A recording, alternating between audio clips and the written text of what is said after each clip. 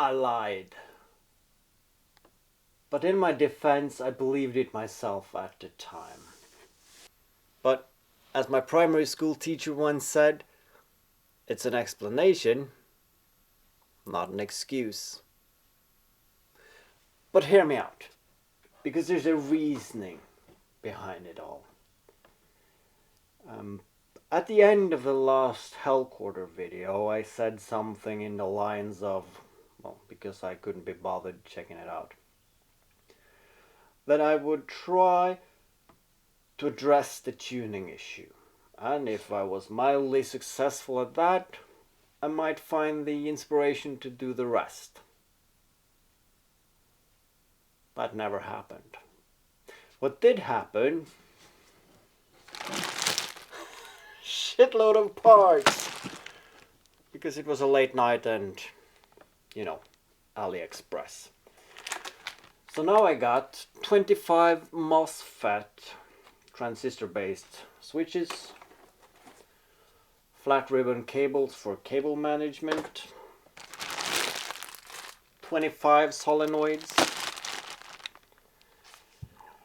Because what I really wanted to address was the clickety bits of solenoids and the relays, and I wanted to do cable management to try and buy space for additional features. And then I got the idea, why shouldn't I just combine those and build a completely new wind chest? So that's the plan. So while I was waiting for the parts, I thought that maybe I should try and address this tuning issue. And then I found the following. Look! There's a bit of a slack there. Turns out my living room is a lot hotter than my workshop, so the wood is shrunk. Now there are gaps. That might explain actually why some of the food wasn't playing along, literally. Now of course I'll address that in 2.0, but for now I'm just gonna put in spacers. So yeah, there's that. Just another day in building dumb stuffs. So with childlike naivety, I grasped at straws, hoping that some rubber furniture pads would solve most of my problems.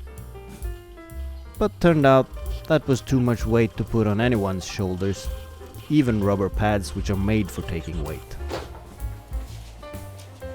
But as a bonus, I got to see the underside of the Hellcorder for the first time in a very long time. And everything you see here is pre-CNC era, where everything is made with a Forstner bit and a manual drill. And the occasional burn marks after using an angle grinder to cut off some long screws.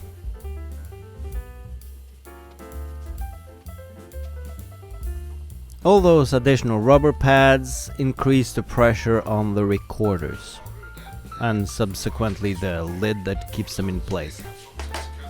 So I need to jerry-rig some extra fasteners to keep it in place.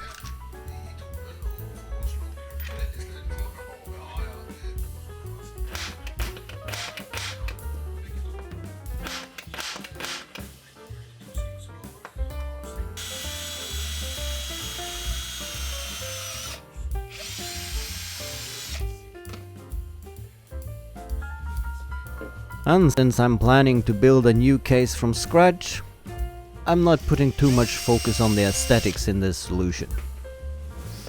And also it's going to be on the underside, where nobody's gonna see it.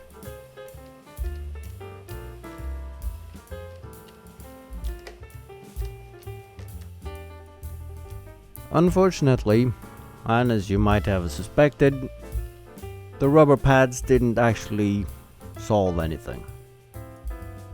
Although they didn't make things any worse either, which is worth mentioning.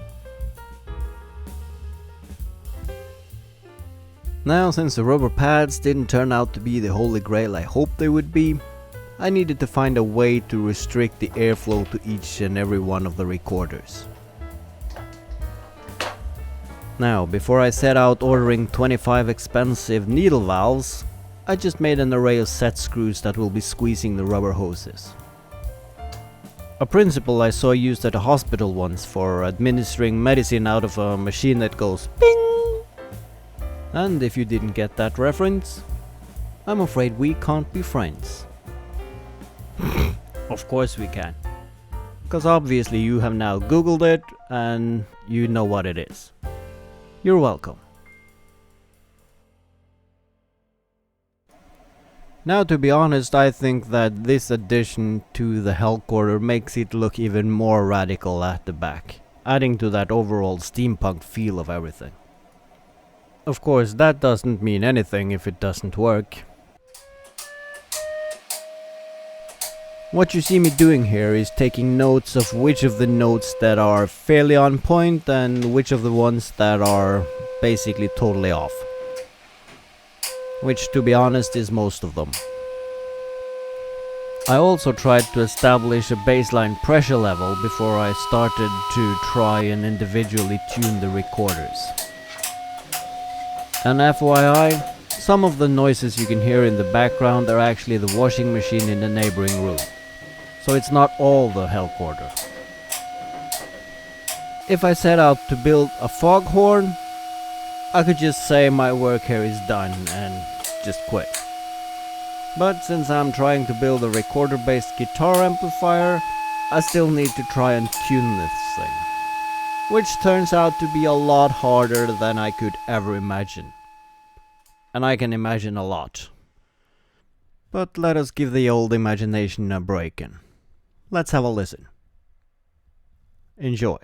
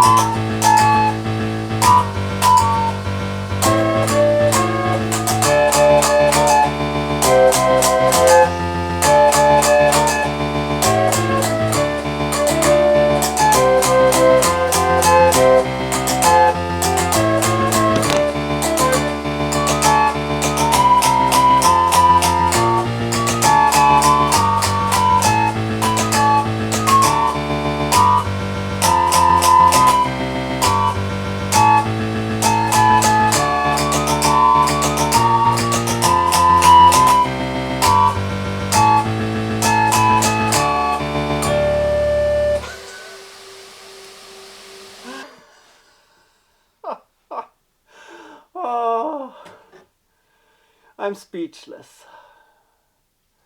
Tuning is still the elephant in the room.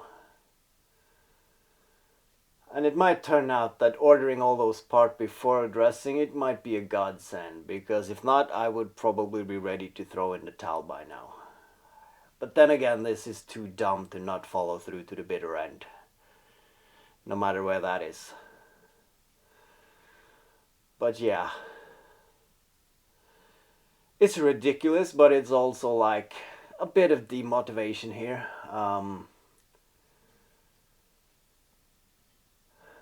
Tuning is really hard. I can see myself doing the first octave, but the second one is really sensitive for air pressure, airflow, turbulence, and probably a lot of other aspects that I haven't even thought of yet. And there has been a gnawing thought in the back of my head. Now, engineers, as myself, are very good at identifying problems and then addressing them by throwing technical solutions at them.